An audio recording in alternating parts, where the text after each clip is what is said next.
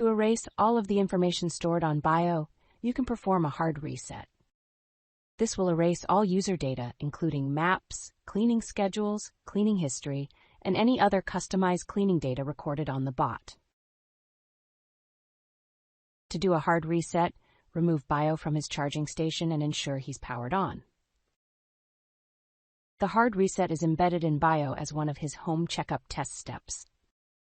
To put bio in checkup mode, press and hold the Go, Charge, and Wi-Fi buttons simultaneously for a few seconds, until the bot says, Home checkup mode activated. In this mode, bio's LiDAR sensor rotates.